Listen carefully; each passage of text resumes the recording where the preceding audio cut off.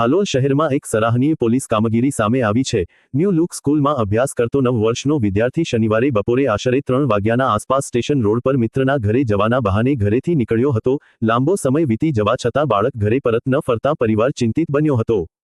બાળકને શોધવા માટે પ્રથમ સ્ટેશન રોડ પર મિત્રના ઘરે તપાસ કરવામાં આવી, જ્યાંથી જાણવા મળ્યું કે બાળક ત્યાંથી નીકળી ગયો હતો પરંતુ ઘરે પહોંચ્યો નહોતો।